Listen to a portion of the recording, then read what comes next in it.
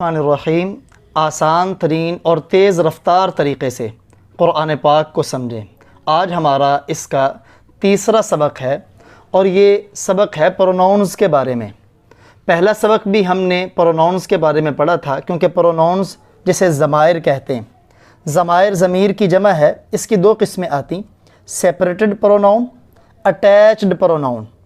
Separated یعنی ضمیر منفصل، الگ آنے والی ضمیر۔ اٹیچڈ پروناؤن یعنی ضمیر متصل، مل کر آنے والی ضمیر۔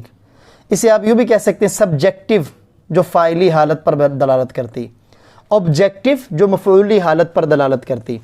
ہم نے پہلا سبق سیپریٹڈ پروناؤنز کا پڑھا، ضمیر منفصل کا۔ اگر آپ نے نہیں پڑھا تو آپ لیسن نمبر 1 کو کھول کر اسے دوبارہ پڑھ لیں۔ آج اٹیچڈ پروناؤن، آبجیکٹیو کیس، ضمیر متصل یعنی مل کر آنے والی ضمیر۔ آج کا سبق انتہائی زیادہ اہم ہے، بلکہ عربی میں ہم یوں کہا کرتے ہیں کہ جنہیں یہ ضمیر متصل ازبر ہو گئیں اور ان کا استعمال صحیح معنوں میں کرنا آ گیا تو گویا اسے آدھی عربی زبان آ گئی۔ تمام وہ دوست جو اس چینل پر نئے ہیں اور انہوں نے ابھی تک ہمارے چینل کو سبسکرائب نہیں کیا، ان سے گزارش ہے کہ ہمارے چینل کو سبسکرائب کر لیجئے اور اس کے ساتھ نظر آنے والے بیل کے آئیکن پہ کلک کرنا مت بھولیں۔ اس سے یہ ہوگا کہ جب بھی ہم کوئی نئی ویڈیو اپلوڈ کریں گے آپ کو اس کا نوٹیفیکیشن ملے گا اور آپ اس سے بھرپور فائدہ حاصل کریں گے۔ میں پڑھتا ہوں، میرے ساتھ دہرائیں۔ ہو، ہما، ہم، کا، کما، کم، یہ، نا۔ ہو، اس ایک مرد کا، یہ غائب ہے سارے، اس آدمی کے بارے میں بات ہے جو موجود نہیں۔ ہو، اس ایک مرد کا۔ ہما، ان دو مردوں کا۔ ہم، ان سب مردوں کا۔ کا، آپ ایک مرد کا۔ کما، آپ دو مردوں کا۔ کم، آپ سب مردوں کا۔ یہ، میرا، نا، ہمارا۔ میں بتاتا چلوں کہ یہ جہاں بھی استعمال ہوں گی کسی نہ کسی لفظ کے ساتھ مل کر آئیں گی، اس لیے انہیں اٹیچڈ کہتے ہیں۔ متصل یعنی مل کر آنے والی ضمیریں یہ الگ نہیں آئیں گی۔ جب یہ کسی لفظ کے ساتھ ملیں گی تو جس کے ساتھ ملیں گی ان میں سے ایک مضاف ہوگا، دوسرا مضاف الیہ ہوگا۔ عربی کے اندر مضاف الیہ کو سمجھنا بھی بہت بڑا مسئلہ سمجھا جاتا ہے، لیکن میں بڑے آسان الفاظ سے آپ کو سمجھاتا ہوں۔ مضاف کا مطلب ہے جس کی نسبت کی گئی ہو، مضاف الیہ جس کی طرف نسبت کی گئی ہو۔ مضاف الیہ یعنی دو لفظوں کو ملانا۔ ان دو لفظوں میں پہلا لفظ وہ مضاف ہوگا، دوسرا لفظ مضاف الیہ ہوگا۔ جیسے دیکھیں آپ، ہمارے سامنے ہے رب، اس کے ساتھ ہم نے اٹیچڈ پروناؤن میں سے ہو کو ملایا تو پڑھیں گے ربہ، ربہ۔ اب یہ دو لفظ ہیں، دو لفظ ملے ہیں، تو جہاں دو لفظ ملیں گے وہ مضاف الیہ ہے۔ یہ پہلا لفظ مضاف ہے، دوسرا لفظ یعنی ہو یہ مضاف الیہ ہے۔ رب کی نسبت ہو کی طرف کی گئی ہے، اس کا رب، اس ایک مرد کا رب۔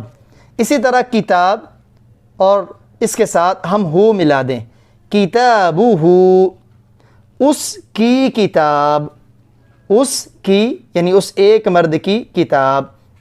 رسول کو ملائیں، رسولہ، اس ایک مرد کے رسول۔ اب آپ نے ترجمے میں غور کیا ہوگا، اس کا رب، اس کی کتاب، اس کے رسول۔ یہ جو درمیان میں کا، کے، کی آ رہے ہیں، جہاں بھی اردو میں آپ کو یہ نظر آئیں تو آپ انہیں دیکھتے ہی سمجھ جائیں کہ یہ مضاف اور مضاف الیہ کی علامت ہے۔ کا، کے، کی، یا را، رے، ری، یہ جو ہمارے پاس دو لفظ ہیں نا، یا یہ اور نا، جب ان کے ساتھ ملے گا، یہی رب کو آپ ملائیں ربی، تو اس کا معنی ہے میرے رب، میرا رب۔ ربنا، ہمارے رب، یا آپ کہتے ہیں کتابی، میری کتاب، میرا رب تو وہاں را آیا، کتابی، میری کتاب تو وہاں ری آیا۔ جیسے آپ یا کے ساتھ ملائیں کتاب تو ہوگا کتابی، اس کا معنی ہے میری کتاب۔ آپ رسول ملائیں، رسولی، اس کا معنی ہے میرا رسول۔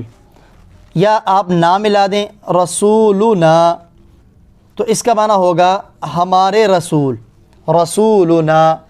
تو مضاف مضاف الیہ کی علامت میں کا، کے، کی، را، رے، ری، جہاں بھی آپ کو اردو میں ملے آپ سمجھ جائیں کہ یہ مضاف مضاف الیہ کی علامت ہے۔ ان میں سے ایک مضاف ہے، دوسرا مضاف الیہ ہے۔ مکمل گردان آپ دیکھیں سامنے، ربہ، اسی طرح آپ گردان پڑھیں جیسے میں پڑھتا ہوں، ربہ، ربہما، ربہم، ربک، ربکما، ربکم، ربی، ربنا۔ اب اس کا ترجمہ پڑھیں، اس کا رب، ان دونوں کا رب، ان سب کا رب، آپ کا رب، آپ دونوں کا رب، آپ سب کا رب، میرا رب، ہمارا رب۔ اب عربی اردو دونوں ملا کے پڑھیں، ربہ، اس کا رب، ربہما، ان دو کا رب کیونکہ ہما دو کے لیے ہے، ربہم، ان سب کا رب کیونکہ ہم سب کے لیے، ربک، آپ کا رب، ربکما، آپ دو کا رب، ربکم، آپ سب کا رب، ربی، میرا رب، ربنا، ہمارا رب۔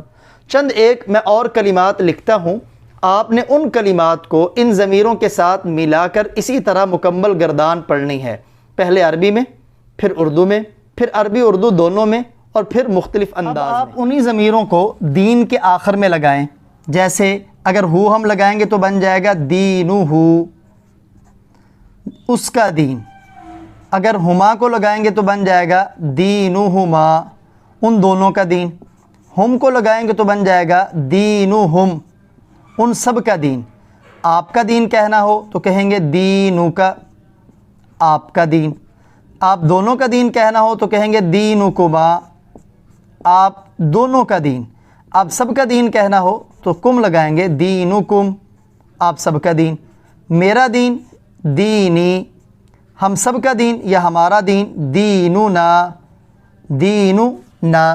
اسی طرح آپ مشق کریں رسول کے آخر میں، اس کے آخر میں بھی آپ وہ ساری ضمیریں لگائیں، رسولہ، رسولہما، رسولہم، رسولک، رسولکما، رسولکم، رسولی، رسولنا۔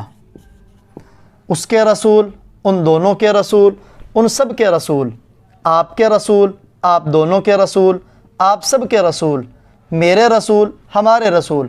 ایسے ہی کتاب کے آخر میں وہ ضمیریں لگائیں، کتابہ، کتابہما، کتابہم، کتابک، کتابکما، کتابکم، کتابی، کتابنا۔ ترجمہ اسی طرح اس کی کتاب، ان دو کی کتاب، ان سب کی کتاب، آپ کی کتاب، آپ دو کی کتاب، آپ سب کی کتاب، میری کتاب، ہماری کتاب۔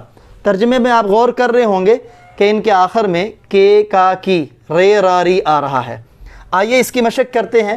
مسجد میں داخل ہوتے وقت جو دعا پڑھی جاتی ہے، اللہم افتح لی ابواب رحمتک، اللہم، اے اللہ، افتح، کھول دے، لی، میرے لیے۔ دیکھیں اس کے آخر میں یہ جو یا ہے یہ وہی ضمیر متصل ہے، میرے لیے۔